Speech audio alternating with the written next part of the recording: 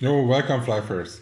So today we want to take a look at the advanced PvE guide for the 1v1 plate. We already made a beginner PvE guide that is covering level 1 to level 90. So if you're in this level range, make sure to watch this guide first. And here we will cover level 90 all the way to level 120. And let's get right started. First off, you are level 90 now, this is basically my assumption, so you should have realized by yourself that Ringmaster are strong as fuck and you should never level without a Ringmaster ever. This means this guide requires Ringmaster buffs, assist buffs up all the time running, and it is no problem to actually achieve this. You can either have a permanent Ringmaster, join parties on level spots, or make a level 75 Ringmaster by yourself, which takes almost no time. The best way to stat the plate is full STR, as you do not with the buffs. You can achieve 100 attack speed and a decent hit rate and a decent critical chance rate all by your gear basically, and you do not need to adjust it with dex or anything. Here we're having some overviews what your stats should look like at level 105 and at level 120. You can see that the HP here is 7.3. We did not change any stamina or whatsoever on the plate, and just by going all the way to level 120, your health will increase by almost 1k all by itself. This is due to the higher your level, the higher your HP per stamina point will be, and you do have some kind of base stamina, of course. You should have about 6k attack. This is the average. Make sure you always have 100% attack speed and between 80 to 90 hit rate and about a 50% critical chance rate. Those are the main values that you are looking for. Something that's good about the plate has one of the best block per dex ratios. This means your base or default melee range block is pretty high and gives you a pretty safe time 1v1 versus monsters without having to stat any stamina. Now let's take a look what your gear kinda should look like based on what we covered in the previous guide.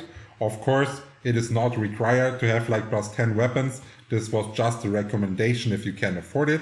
So you should by now be level 90, wear a dice set, have two angel axes with like a decent upgrade, and your set should be plus 8 and 16% attack, so you can actually have a decent hit rate as well. And with this gear, you will continue leveling. If you do not know how to level, the level 90 to 120 level guide will release in a couple of days. Then once you are level 150 to 120, you can start getting your endgame gear ready for 1v1. And to do so, you need to drop the harness set that is giving 20% crit chance, 15% attack speed, and 15 SDR. And this effect of the attack speed here is, by the way, one of the reasons why we do not need to add any dexterity. Since this is your endgame 1v1 set, you can go for a plus 10 and adding 28% attack with the lightning cards in there. Then the weapons you do want to go for are the legendary golden axes. Those are best in slot. They give you crit damage, which is the best value a plate can get damage wise, and crit chance to have a higher chance obviously to proc the crit damage. And since those are your endgame weapons, you do want to get both of those weapons 2+10 and 2+10 element, and always make sure that the element that you are using on your weapon is the counter element for the monster that you are fighting. You could also add 10 element on your suit, on your set, to be more safe versus monsters, but this is not needed to survive, it just makes your time easier. So I do not recommend it like straight up, but if you have the funds, definitely go for it. It saves you a bunch of food and makes your leveling more relaxed. Then what kind of jewelry should you actually use?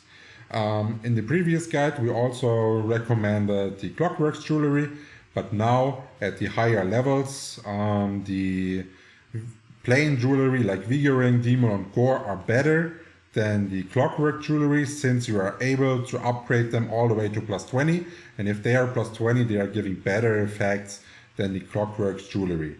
The only thing you have to be careful here is that when you upgrade those kind of jewelry, the requirement for the level to wear it goes up. So you have to always make sure that the upgrade you're going for actually still allows you to wear the jewelry. If you do not know how to actually upgrade or which kind of level steps the jewelry has, there is an upgrade guide on the channel that covers everything you need to know about upgrading jewelry. Now let's talk quickly again which skills to use, because this is something that's kind of weird about Flyff.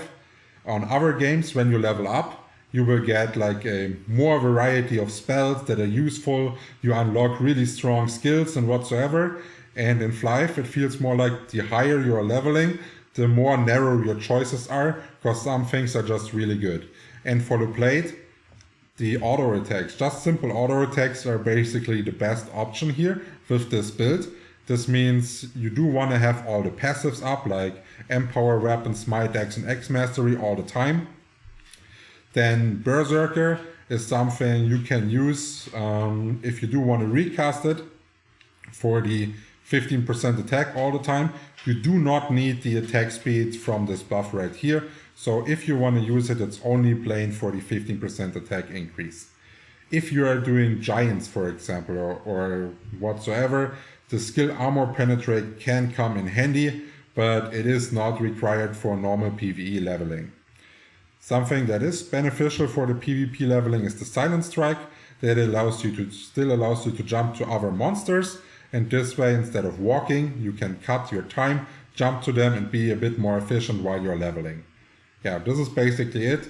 The kind of skills that you actually need narrowed down compared to the all the way when you're going for level 60 and higher, where you actually need to use a bunch of different skills to level fast. Now let's finish it up and talk about the playstyle a bit. We've already said it is a plain auto attack class now. There's not a lot to say other than use the attack motion, attack those mobs, and I personally would always take a look if the HP of the monster and your kill speed is significantly decreasing, if I'm using Berserker or not.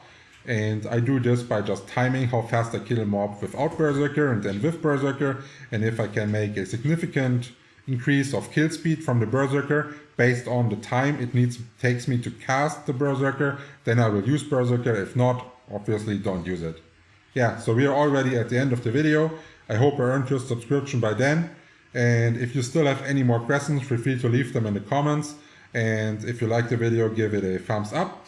And last but the last part, we are now streaming on Twitch almost daily. So make sure to drop by, ask some questions, watch some gameplay, enjoy some PvP. And yeah, that's it. Have fun.